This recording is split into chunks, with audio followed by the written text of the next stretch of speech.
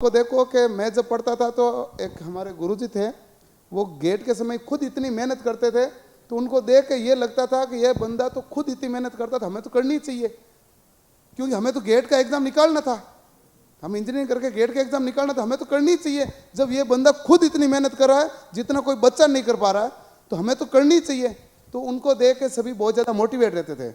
और उसमें हमारे जो 60 जनों का बेस था, उसमें तकरीबन 45 जनों बच्चों ने NIT और IIT में MTech के लिए क्वालिफाई हो गए थे, 60 जनों में से। और वो किससे मोटिवेट हुए थे?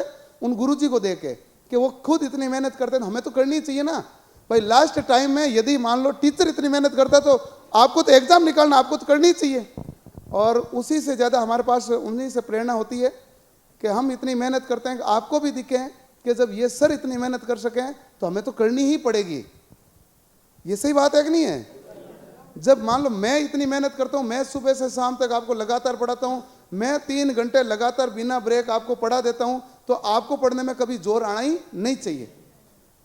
क्योंकि चीज होती है कि जब आपको लगता है कि सामने आपके जो पढ़ा रहे हैं, ये तो हम जो दिख रहे हैं, जो सामने आपको पढ़ा रहे हैं वो इतनी मेहनत करते हैं, तो आपको तो बहुत ज्यादा करनी चाहिए। और मेहनत के अलावा अपने पास कुछ है भी नहीं, मेहनत के अलावा अपने पास कुछ नहीं है। यदि मेहनत करेंगे तो रिजल्ट एक अच्छा ले आएंगे। आप मेहनत नहीं करोगे तो इस दुनिया में बहुत है जो कोई दूसरा मेहनत करेगा, रिजल्ट वो ले जाएगा। रिजल्ट मिलेगा उसी को जो मेहनत करता है। हाँ, हो सकता है कि 1-2% है जो बाय दी लक पास हो जाए, लेकिन बाकी अल्टीमेटली जो रिजल्ट होता है वो मेहनत का ही होता है। तो मेहनत पूरा करो, और मेहनत का कोई दूसरा सब्स्टिट्यूट नहीं है, दूसरा कोई विकल्प नहीं है। एक एक कठिन परिश्रम लगन के साथ लगे रहो, सुबह से शाम तक पढ़ो, और आप अपने अच्छे से पढ़ने का मन करने लगेगा ना, तो आप जब पढ़ोगे तो आपको ये पता नहीं चलेगा। मैं कहता हूँ 12 बजे कितनी, 12 कब बजी, 1 कब बजी, 2 कब बजी, आपको आराम से मजा आएगा कि हम आप पढ़ रहे हैं, मैथ्स कर रहे हैं, रीजनिंग कर रहे हैं, टेक्निकल पढ़ रहे हैं, आपको मजा आएगा।